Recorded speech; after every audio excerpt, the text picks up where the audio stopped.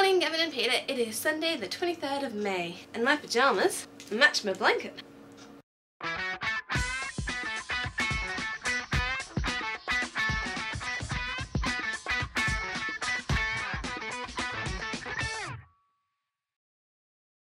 So I've been sick lately, and what do you do when you're sick? Which movies your brother recommend? I watched, in reverse order, Nick and Nora's Infinite Playlist, Adventureland, and 500 Days of Summer.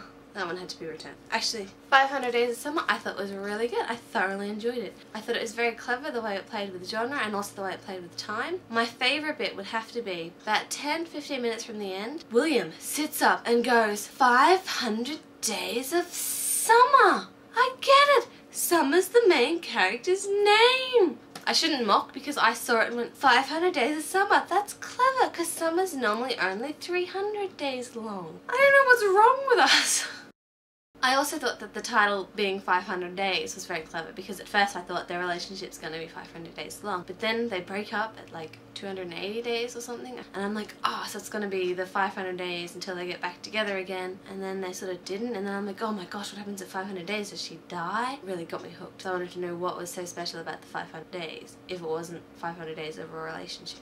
Adventureland? I thought Adventureland was okay, but it was very strange. And that wasn't helped by the fact that I missed at the very start. It flashed up on screen. It flashes up on screen 1987. And I sat there for so long going, is it set in modern days? Is it set the 80s? I don't know. You think they would have told me that?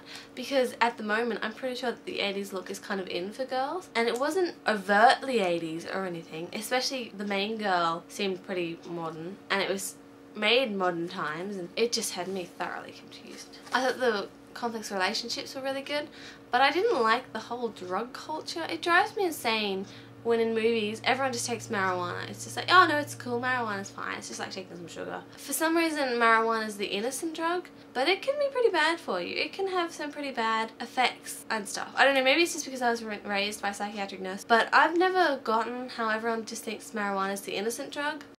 I did, however, appreciate that drinking and driving was actually shown to be bad, that he did actually have, I mean, it wasn't serious or anything. I did think it sucked that he, you know, pretty much wasted his entire summer, fiscal-wise or monetarily-wise. So my nose keeps blocking up and I can't breathe, and it's pretty bad. Nick and Nora's Infinite Playlist. Okay, the first thing I'm going to say is the gum. Ugh.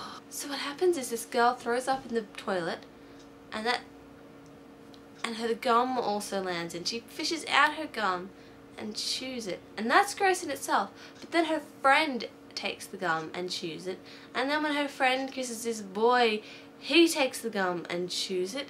It is just so revolting. Normally in films like this you're like, hey, the main characters, they're finally kissing or they're finally getting along or whatever, whereas this one, I just said they're going, oh no, please don't, no, gross, oh yeah, oh no, bad.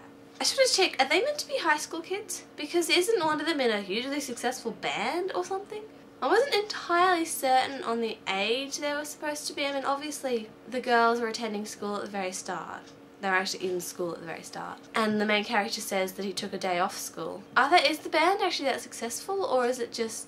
And do they have parents? If it was high school, it was definitely American fictional high school, because in that everyone has cars, everyone's allowed to rage and party all night. I know kids get drunk in high school, I'm not saying it doesn't happen.